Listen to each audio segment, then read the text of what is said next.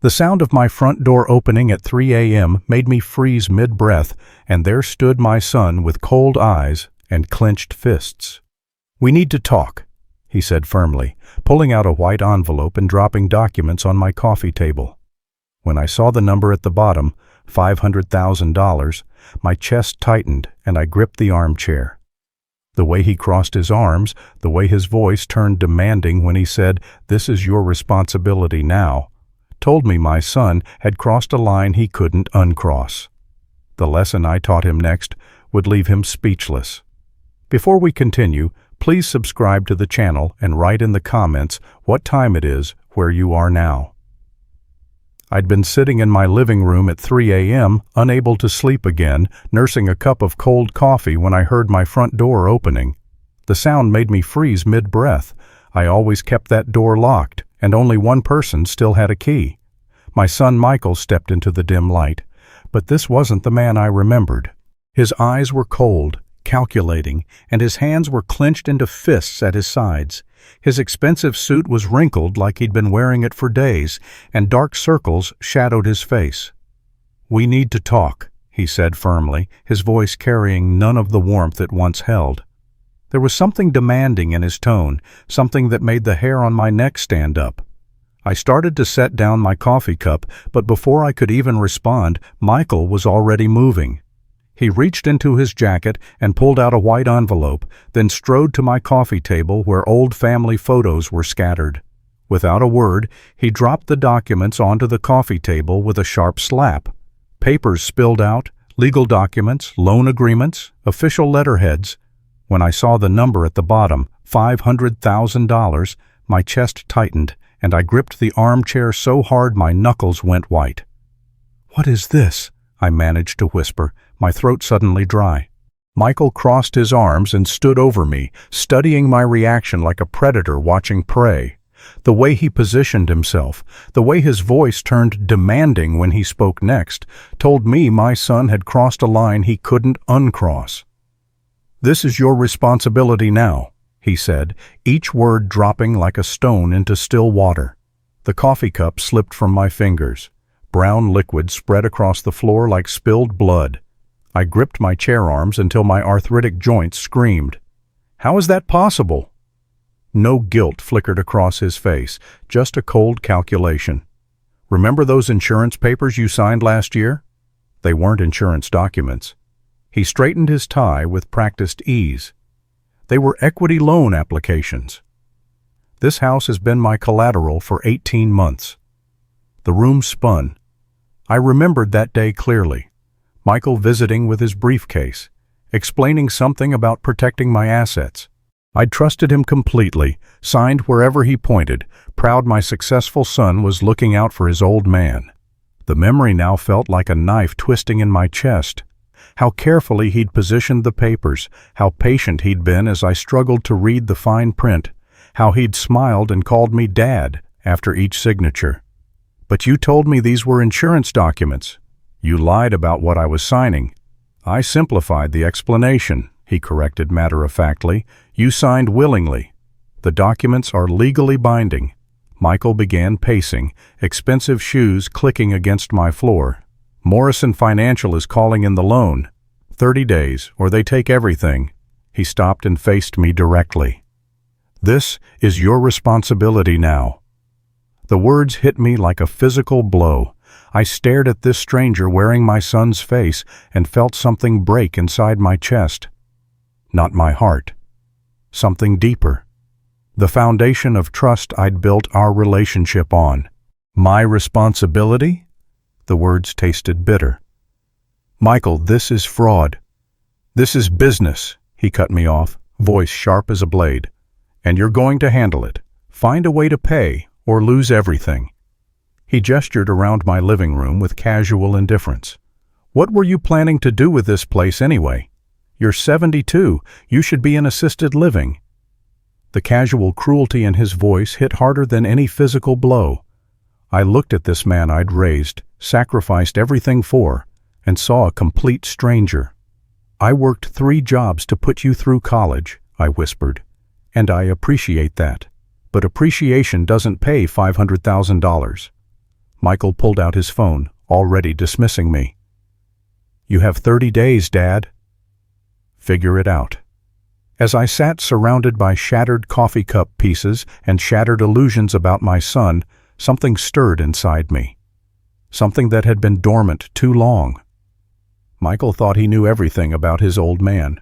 Though I was weak, naive, easy to manipulate, he was about to learn how wrong he could be. Michael scrolled through his phone, dismissing my shock like I was just another item on his business agenda. The casual way he ignored my pain, it was like watching a mask slip away to reveal a stranger. "I don't understand." My voice grew stronger despite my trembling hands. "Why would you do this?" "I gave you everything, Michael. Everything I had." He looked up, and for a brief moment I thought I saw the boy I'd raised, but it vanished instantly. "Everything?" His laugh held no humor. "Dad, you gave me a childhood in a run-down house with second-hand clothes and generic cereal, a father who worked 3 jobs and was never home. You gave me embarrassment." He gestured at my faded wallpaper and worn furniture. "This isn't everything." "This is barely anything." Each word struck like a physical blow. I thought about the 60-hour weeks at the auto parts store, weekend shifts at the warehouse, nights driving taxi just to keep food on our table and pay for his college. The times I'd eaten peanut butter sandwiches for dinner so he could have real meals. Christmas mornings when I'd given him everything on his wish list while wrapping my own gifts in the newspaper. I worked myself into the ground for you. When your mother died, you became my whole world. Michael's expression hardened. That was your choice, not mine. I never asked you to martyr yourself.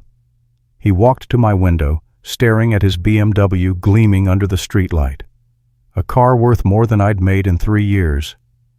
Do you know what it was like explaining why my dad wore the same 3 shirts on rotation? Why did we live in the worst house in the school district? Something cold settled in my stomach. I thought you were proud of how hard I worked. Proud? He turned back, eyes holding nothing but contempt. I was ashamed. Every parent-teacher conference, every school event where you showed up in work clothes with grease under your fingernails. I was mortified. The silence stretched like a chasm. I saw a man who valued appearances over sacrifice, money over love, status over integrity. So, this is payback? Destroying my life because you were embarrassed? Michael shrugged. This is me solving my problems. Morrison Financial doesn't care about childhood trauma, they care about money.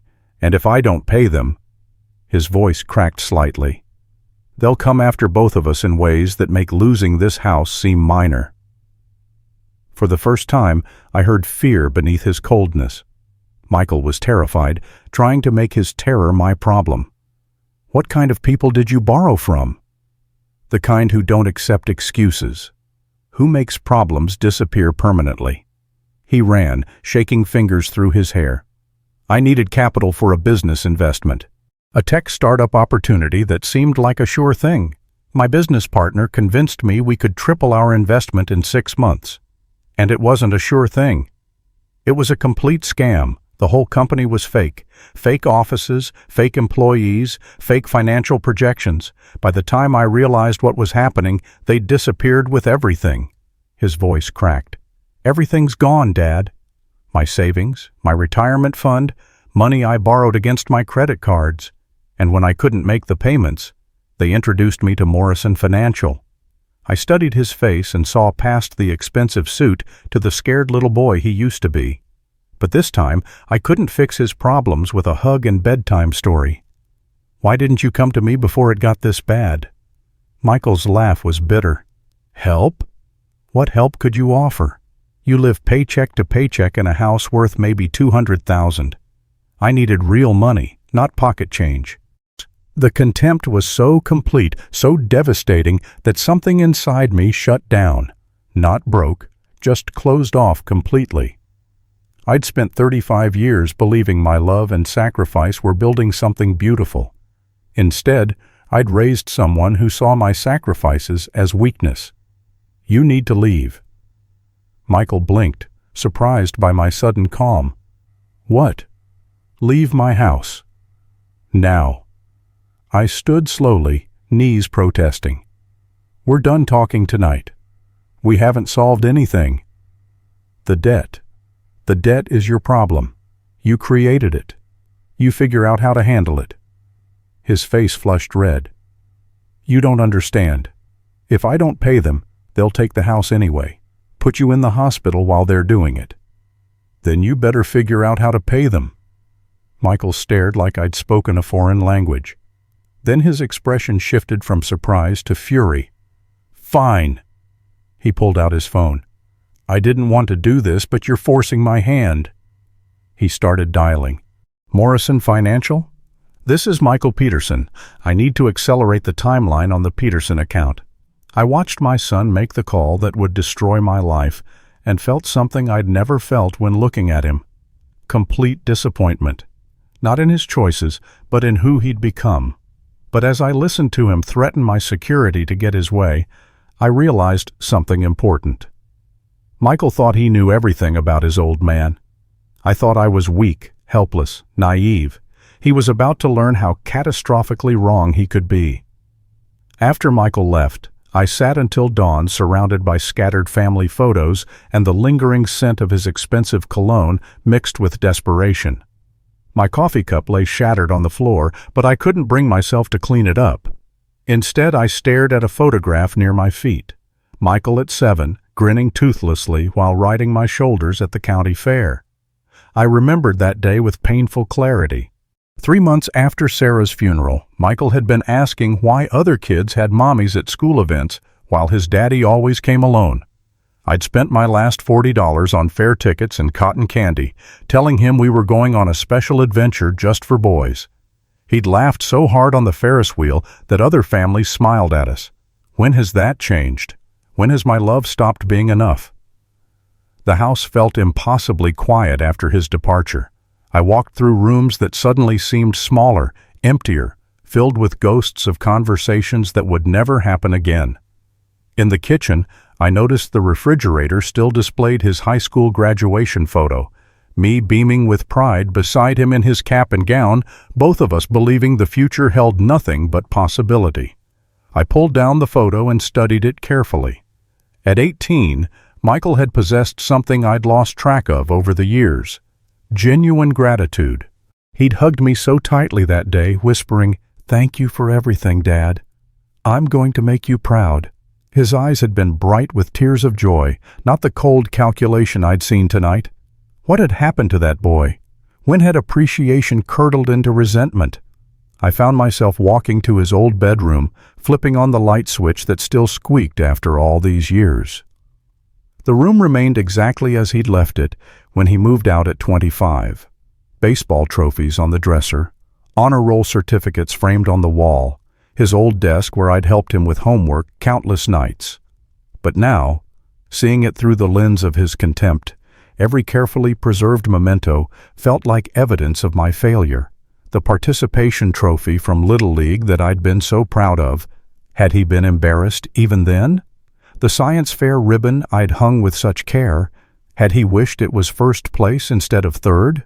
I sat on his old bed, springs creaking under my weight, and tried to remember the last time we'd had a genuinely warm conversation.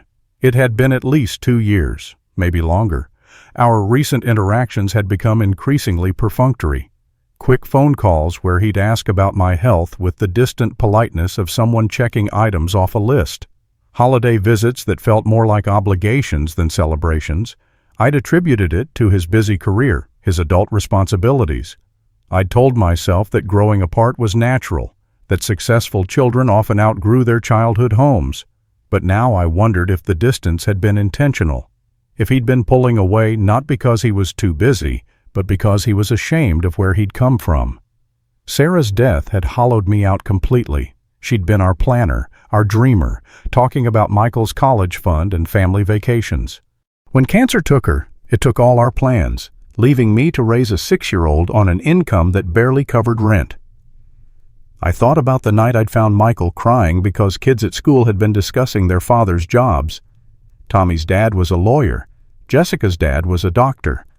When Michael tried explaining his dad worked lots of different jobs, the kids laughed. "Am I poor, Daddy?" he'd asked, face serious in his nightlight's glow. I'd pulled him close, breathing in the scent of discount shampoo bought with grocery coupons. "We don't have much money," I'd said honestly, "but we have something more important. Each other, love, and dreams about your future." "What kind of dreams?" "Dreams about you going to college and becoming anything you want, having a better life than Daddy has." Michael had been quiet. "I want to be rich when I grow up so you don't have to work so many jobs anymore." My heart had nearly broken with love. "You don't have to take care of Daddy. Daddy's job is to take care of you." But apparently, I'd failed at that job. Somewhere between his childhood dreams of helping me and his adult shame of me, I'd lost my son completely. I forced myself up to make fresh coffee, stepping around ceramic shards. As dawn broke over my neighborhood, I began thinking clearly about my situation for the first time.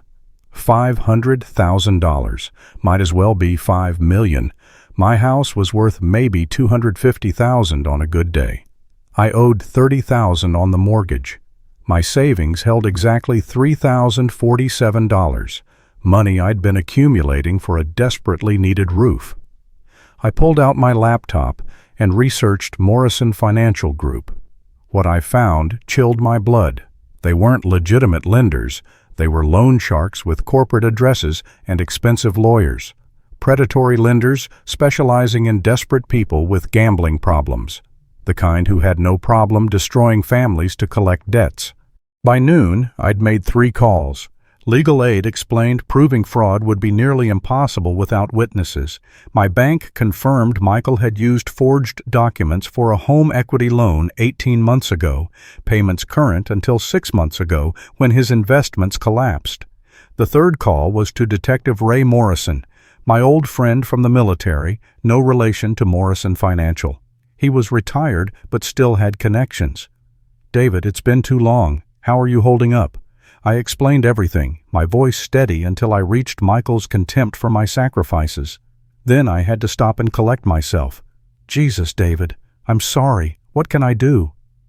"I need everything you can find about Morrison Financial, and I need to know if there's any legal way to prove what Michael did." "Give me 24 hours. After hanging up, I walked through my house and really looked at it. The faded wallpaper Michael criticized. The second-hand furniture I'd been proud to afford. The kitchen where I'd made thousands of meals with whatever I could afford. The bathroom where I'd bathed him as a toddler and helped him shave as a teenager. This house wasn't much, but it was mine. Every payment earned through honest work. Every repair done with my own hands. Every room held memories of raising my son, building a life from nothing after losing everything. Michael saw shame and poverty. I saw love, sacrifice, and determination to give him something better. Standing in his old bedroom, looking at saved trophies and framed honor roll certificates, I realized something important. I had given him something better. Opportunities I'd never had, education I'd never received, security I'd never known. The problem wasn't that I'd failed to provide. The problem was I'd succeeded too well. Protected him from struggle so completely he'd never learned the value of what he had. Loved him so unconditionally he'd never learned to earn love through actions. I'd raised someone who took everything for granted and respected nothing he hadn't paid for himself.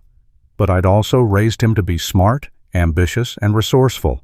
If he could use those qualities to betray me, maybe I could use my hard-earned wisdom to teach him the lesson he should have learned long ago. Michael thought he knew everything about his old man. What he didn't know was that surviving 35 years as a single father, working multiple jobs, had taught me things about resilience, planning, and quiet determination that no business school could teach. Tomorrow, I was going to start showing him exactly what those lessons looked like. Ray called back the next evening while I sat on my porch, watching neighborhood kids ride bikes in fading daylight. His voice carried the satisfaction of a man who'd spent 40 years in law enforcement and recognized a scam immediately. "Morrison Financial is dirty as hell, David. They've been under investigation by the State Financial Crimes Division for 18 months. Predatory lending, illegal collection practices, extortion, the works. My pulse quickened. What kind of illegal practices? Threatening family members, showing up at workplaces with baseball bats. 3 employees were arrested last month for assault and battery. Ray paused. David, if Michael really owes them $500,000, you're both in serious danger. What about the loan documents? Can we prove he deceived me? That's where it gets interesting. I had Financial Crimes examine the paperwork you faxed. While the signatures are yours, Michael clearly misrepresented what you were signing.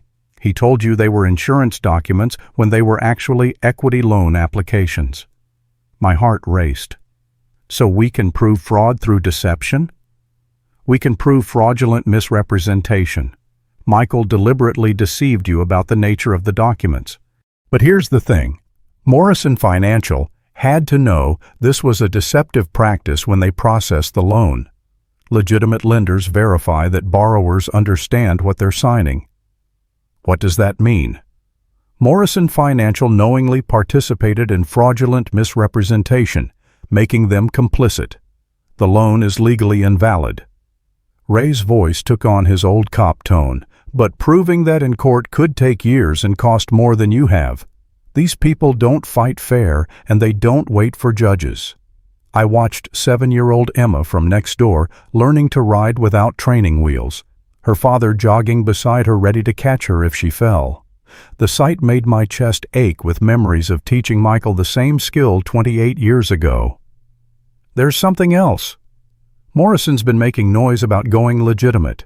They want licensing as a real financial institution. The state investigation has them spooked. What does that mean for me? They're probably more interested in making problems disappear quietly than fighting public battles that might attract regulatory attention. An idea formed. Dangerous, but it might work if I was smart about it. Ray, I need one more favor. Name it. Find out exactly when the state investigation started and what evidence they're looking for, and whether they're offering protection for witnesses with information about Morrison's illegal practices. Ray was quiet. David, what are you thinking? I'm thinking Michael isn't the only one who can play dirty when necessary. After hanging up, I spent the evening making a real plan. Not simple household management, but actual strategy with multiple components and contingencies. First, I needed my fireproof safe from the bedroom closet. Inside, along with important documents and Sarah's jewelry, was something I'd hoped never to use: detailed records of every financial transaction for the past 20 years. I'd started keeping meticulous records after Sarah died, terrified of making mistakes that would leave Michael without support. Every pay stub, bank statement, receipt for major purchases, everything documented, organized by year, stored chronologically, including detailed records of every mortgage payment for the past 18 months. If Michael had used my house as collateral, there should be some record in my mortgage paperwork. When I pulled out statements from First National Bank, I found something interesting. My mortgage had been sold to Sunshine Lending exactly 18 months ago. I'd received notification explaining my loan had been purchased and I should make payments to them instead. I'd thought nothing of it. Mortgages get sold constantly. But now the timing seemed more than coincidental. I spent another hour cross-referencing dates, and a pattern emerged that made my stomach turn. The mortgage sale to Sunshine Lending had occurred exactly 3 days after Michael's first payment to Morrison Financial became overdue. Someone had been planning this scheme for months, maybe longer. I researched Sunshine Lending online. What I found strengthened my suspicions. Sunshine Lending was a subsidiary owned by Morrison Financial Group, but the connection ran deeper than I'd initially realized. Looking at corporate filings, I discovered that Sunshine Lending specialized in purchasing distressed mortgages from elderly homeowners, people exactly like me. Michael hadn't just deceived me about loan documents. He'd arranged for his criminal friends to purchase my entire mortgage, giving them legal claim to my property if I defaulted on any payments. But more than that, they'd been systematically targeting vulnerable seniors across Oregon, using their children as inside sources for identifying potential victims. It was brilliant in a completely sociopathic way. If I couldn't pay the $500,000 debt, Morrison Financial would foreclose on my house through their subsidiary company. Even if I could prove the original loan was fraudulent, they'd still have a legitimate claim to my property through the mortgage they'd purchased. But the scope was bigger than just my situation. This was an organized scheme, and Michael was just one of several adult children they'd recruited to betray their own parents. The discovery made me feel sick, but it also gave me something I hadn't had before: leverage. I pulled out a legal pad and started making notes, documenting every connection I'd discovered. If Morrison Financial was running a systematic fraud operation targeting seniors, the State Financial Crimes Division would be very interested in that information. And if I could prove that multiple families had been victimized in the same way, it would be much harder for them to dismiss my case as an isolated incident.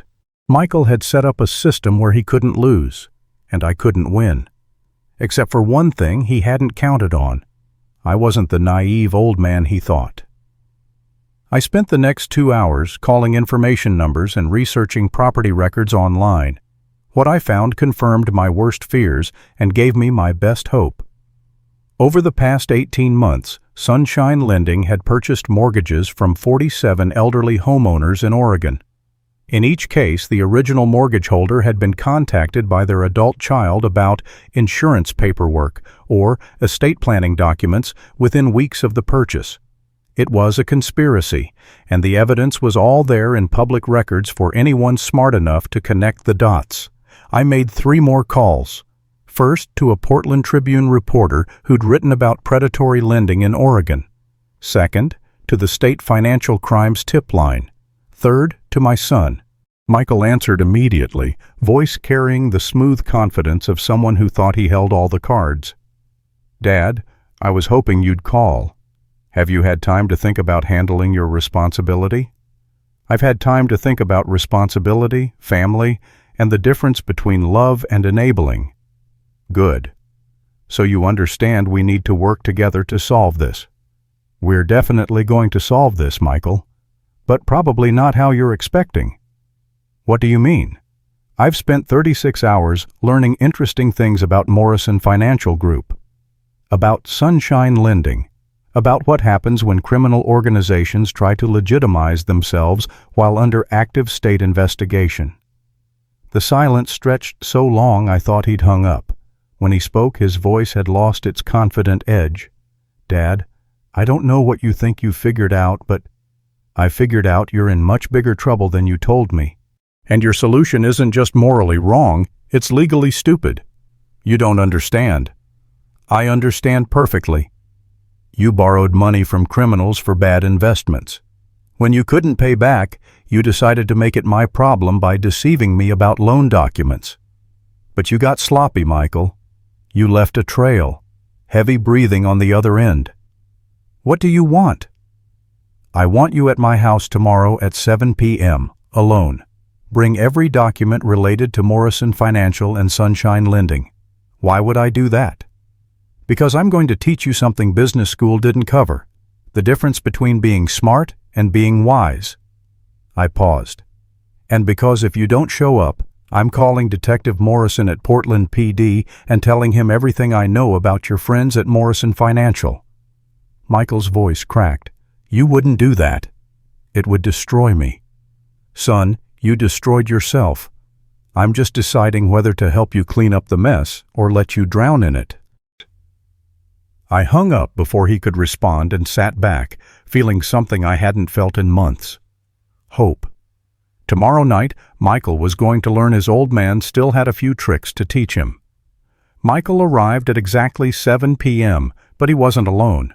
Through my window, I watched him exit his BMW with a man I didn't recognize, tall, broad-shouldered, expensive suit that couldn't hide the shoulder holster bulge. Morrison Financial's idea of negotiation insurance. I opened the door before they could knock, keeping my expression calm despite adrenaline coursing through my veins. Michael looked like he hadn't slept in days. Disheveled shirt, dark circles under his eyes that made him appear younger and more vulnerable. "Dad, this is Mr. Torres from Morrison Financial. He wanted to meet you personally." Torres stepped forward with a smile that never reached his eyes. "Mr. Peterson, I understand there's been confusion about your son's obligations. Thought we could clear things up face to face." I stepped aside to let them enter, noting how Torres's gaze swept my living room. His attention lingered on family photos, modest furniture, visible signs of a man on fixed income. "Please sit down. Can I get you coffee?" Torres waved off the offer, but Michael sank onto my couch like a man carrying impossible weight. Up close, I could see his hands shaking. "Mr. Peterson," Torres began, settling into my recliner without invitation, "let's cut to the chase. Your son owes substantial money. The loan is secured by this property.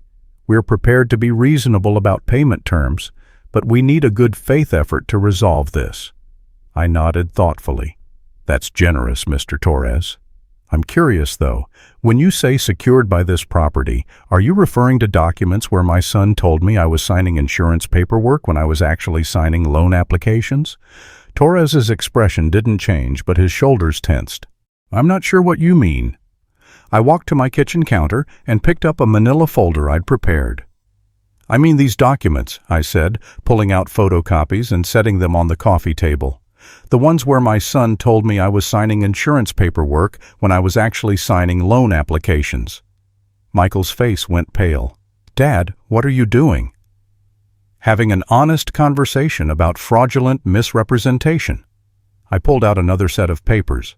"For example, these records from the State Financial Crimes Division showing Morrison Financial is under investigation for predatory lending and fraud." Torres stood abruptly, friendly demeanor evaporating. "Mr. Peterson, I think you're operating under misconceptions about this situation." "Am I?" I pulled out a third set. "These are phone records showing my son called your company the same day my mortgage was mysteriously sold to your subsidiary, Sunshine Lending. Quite a coincidence." Complete silence. Michael stared at the papers like they were a death sentence, while Torres studied me with attention usually reserved for serious threats. "You've been busy," Torres said quietly. 35 years of single parenthood teaches thoroughness. It also teaches recognizing when someone's trying to take advantage of your family. Torres reached into his jacket. My heart stopped momentarily, but he pulled out his phone. "Mr. Peterson, I think you misunderstand the severity of your situation. Your son didn't just borrow money. He borrowed from people who don't accept excuses or delays, people who've invested considerable resources in ensuring collection." "You mean criminals?" "I mean business people with limited patience for games." Torres began scrolling. "Let me show you what happens to families who try to be clever with us." "That won't be necessary," I said, pulling out my own phone, "because I've already shown my evidence to people very interested in your business practices." I displayed my screen, showing a text thread with Detective Ray Morrison. The most recent message read, "Package delivered to State Financial Crimes Division. Detective Williams is very interested in witness testimony." Torres stopped scrolling and looked genuinely surprised. "You called the police?" "I called everyone. Police, state investigators, Portland Tribune, and a very interesting lawyer who specializes in criminal enterprises trying to legitimize themselves." Michael finally found his voice. "Dad, you don't understand. If you cause problems for Morrison Financial, they won't just come after me. They'll come after you, too." I looked at my son, this man I'd raised, loved, sacrificed everything for, and felt deep sadness settle in my chest. "Michael, I'm 72 years old. I've survived cancer, poverty, and raising you as a single father. I'm not afraid of bullies, regardless of their suit prices."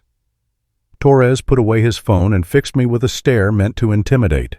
"Mr. Peterson, you're making a serious mistake. Our organization has resources you can't imagine and patience you shouldn't test. Your organization is about to be shut down by the state of Oregon. The only question is whether you want to add witness intimidation and extortion to charges they're already building." Torres's composure cracked slightly. "You don't know what you're dealing with, old man. This goes much deeper than your son's debt. There are people involved in this who won't hesitate to make you disappear permanently. Are you threatening me, Mr. Torres? I'm explaining reality. Your son borrowed money from people who have very specific methods for handling non-payment, methods that have been refined over many years of practice." Michael suddenly stood up, his face pale as paper. "Dad, please, just stop this. Pay them what they want. I'll find a way to pay you back, I promise." I looked at my son, seeing real terror in his eyes for the first time. "Michael, how many other families are they doing this to?" "What?" "I found 47 other mortgage purchases by Sunshine Lending over the past 18 months. 47 other elderly people whose children convinced them to sign insurance papers. How many other sons and daughters are in the same position you're in?" The color drained from Torres's face. "You've been very busy, Mr. Peterson." "I have. And I've shared all of that information with Detective Williams, including the names and addresses of every single victim." I pulled out another sheet of paper. "I also have documentation showing that Morrison Financial has been systematically recruiting adult children with debts to deceive their elderly parents into signing loan documents under false pretenses. That's not just fraud, Mr. Torres. That's racketeering." Michael sank back onto the couch, his hands covering his face. "Oh God, what have I done?" "You've participated in a criminal conspiracy that has deceived elderly people across Oregon into signing away their homes," I said quietly. "But you can still make it right by testifying against the people who recruited you." Torres stood up abruptly, his mask of civility completely gone now. "You have no idea what you've started, old man. There are people above me who don't leave loose ends.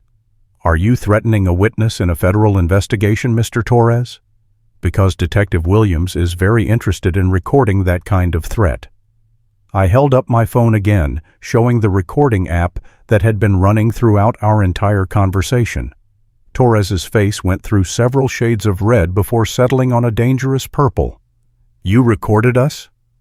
"Every word, including your admission of a criminal conspiracy, your threats against me, and your acknowledgement that Morrison Financial has been systematically deceiving elderly victims through fraudulent misrepresentation." I walked to my front door and opened it. "I think this conversation is over, gentlemen." Torres looked like he wanted to argue, but Michael stood and grabbed his arm. "We should go. Now." As they headed toward the door, I called out, "Michael!" He turned back, face a mask of fear, confusion, and what might have been regret. "This didn't have to happen this way. If you'd honestly asked for help instead of trying to deceive me, we could have found a solution together." Michael's voice broke slightly. "I was ashamed, Dad. Ashamed I'd screwed up so badly. Ashamed I needed help from someone I'd spent years looking down on. Pride is expensive, but it's not worth destroying your family for." Torres grabbed Michael's arm, pulling him toward the door. "This isn't over, old man." "Yes, it is." After they left, I sat in my recliner and called Ray Morrison. "How did it go?" "Better than expected. Torres basically confessed to running a criminal enterprise, and Michael confirmed his involvement in deceiving me about the loan documents." "Were you recording?" I held up my phone, which had been recording the entire conversation. "Every word." Ray laughed. "David, you magnificent bastard. You just handed State Financial Crimes everything they need to shut down Morrison Financial permanently. What happens now? Now you send that recording to Detective Williams, along with copies of all documentation. Then you wait while they arrest everyone involved." Ray paused before continuing. "David, what you've uncovered is bigger than just your son's case. If Morrison Financial has really been running a systematic scheme targeting elderly people through their own children, this could be one of the largest elder fraud cases in Oregon history. The FBI is going to want to get involved. Good. Maybe that will help some of those other families get their homes back. What about Michael? What are you going to do about him? Ray's voice softened. That's up to you, David. You've got enough evidence to put him away for fraud and conspiracy. But given that he was essentially coerced into this scheme through his debts, and given that he's willing to testify against the main conspirators, you might be able to work out a deal where he cooperates with investigators in exchange for reduced charges. I thought about my son, sitting in his expensive car outside my modest house, probably wondering how his life had fallen apart so completely in just days. Part of me wanted to see him punished for what he'd done, for the betrayal and the contempt and the casual cruelty he'd shown me. But a larger part of me just felt tired. Tired of anger, tired of disappointment, tired of carrying the weight of a broken relationship. He made his choices. Now he has to live with consequences. But he's still my son. If there's a way for him to make this right without destroying his entire future, I'd like to explore that. You're a better man than most, David. Most fathers in your position would want blood. Blood doesn't rebuild trust, Ray. It doesn't heal families. And it doesn't help those other elderly people who got caught up in this scheme. I looked out my window at Michael's car, where I could see him slumped over the steering wheel.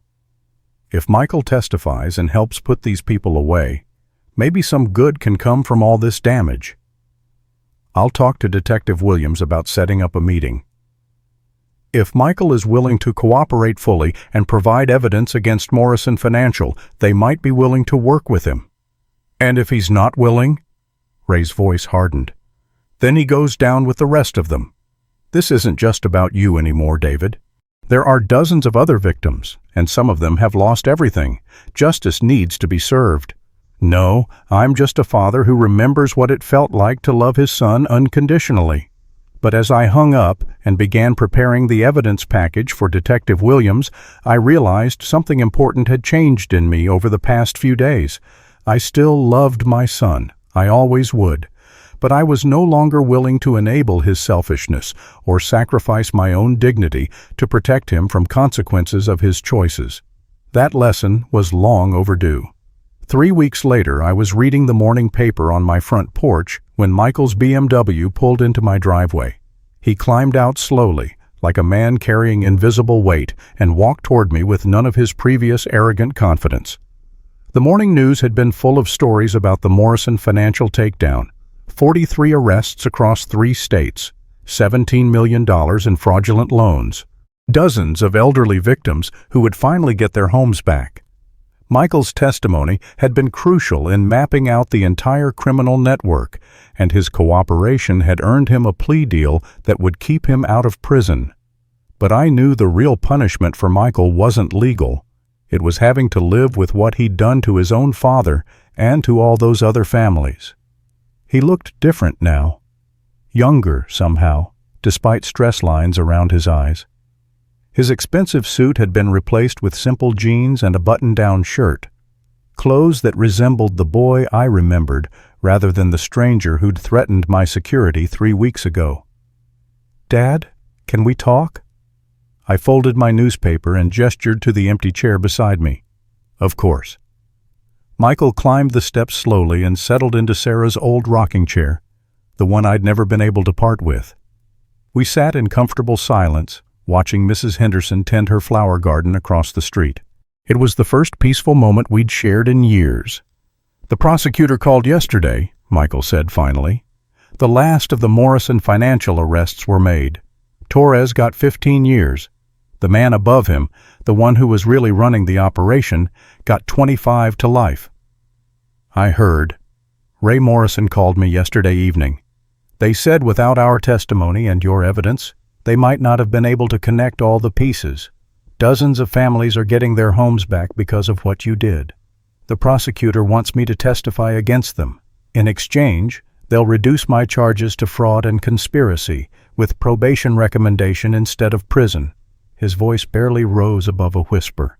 "They said without your evidence and recording, they might not have made the case." I nodded but didn't respond immediately. Michael needed to say whatever he'd come to say without me making it easier.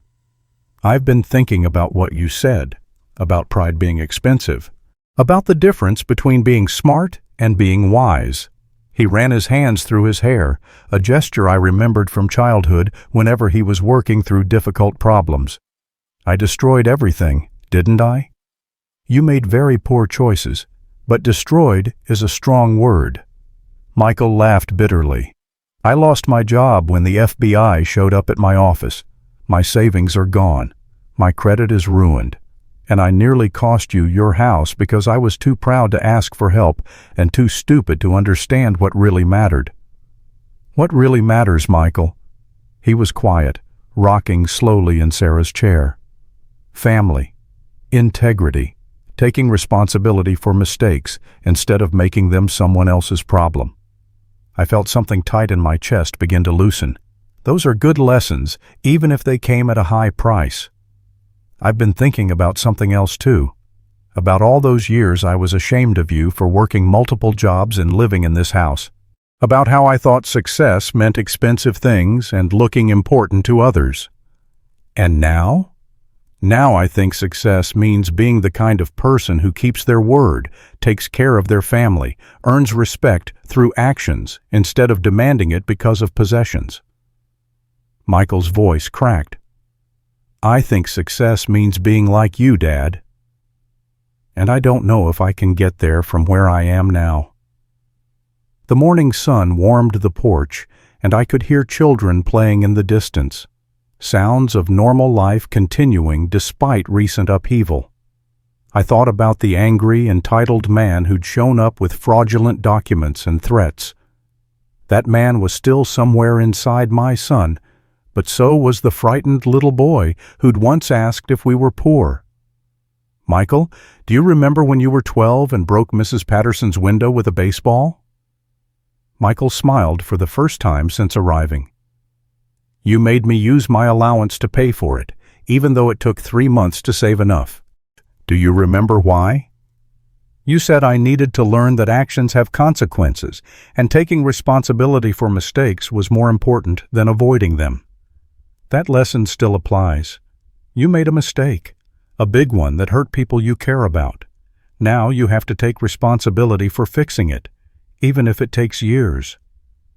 Michael nodded slowly. "The prosecutor said if I cooperate fully and pay restitution to Morrison's other victims, I'll probably get 2 years probation and community service. I'll have to find a new job, probably making much less than I'm used to. And I'll have to rebuild my entire life from scratch. That sounds like an opportunity. An opportunity. To find out who you really are when you strip away expensive possessions and impressive job titles. To discover what kind of man you want to be when nobody's watching and you don't have anything to prove."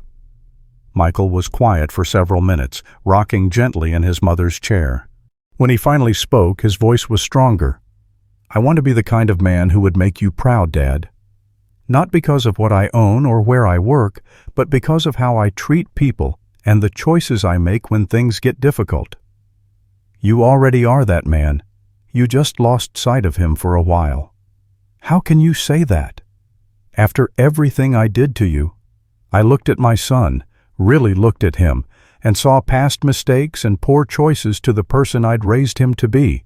Because you're here, Michael. You could have run away, hidden from consequences, let me clean up your mess without taking responsibility. Instead, you're sitting on my porch, talking about making things right. That tells me the man I raised is still there." Michael's eyes filled with tears he'd probably been holding back for weeks. "I'm so sorry, Dad. For the contempt, for the lies, for trying to deceive you, for all of it. I know you are, and I forgive you." Just like that? Just like that. I reached over and squeezed his shoulder the way I used to when he was small and the world seemed too big and scary. "That's what fathers do, son. We love our children even when they make mistakes, especially when they make mistakes." We sat together in comfortable silence, watching the neighborhood wake up around us. Eventually, Michael asked the question I'd been waiting for. "What happens now, Dad?" "Where do we go from here? Now you do the hard work of rebuilding your life and earning back trust you lost. You testify against Morrison Financial, make restitution to their victims, and figure out what kind of man you want to be going forward. What about us? What about our relationship?" I smiled and settled back in my chair, feeling more at peace than I had in years. "Our relationship is exactly what it's always been, Michael.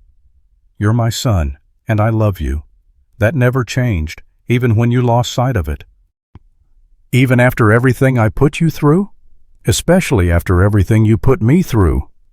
Because now I know that when things get really difficult, when you're scared and cornered and making terrible choices, you're still capable of finding your way back to what matters most." Michael nodded and wiped his eyes. "I love you too, Dad. And I'm going to spend however long it takes proving I deserve that love. You don't have to prove anything to me. You just have to be the man I always knew you could be." As we sat on my porch, surrounded by familiar sights and sounds of the neighborhood where I'd raised him, I realized we'd both learned something important.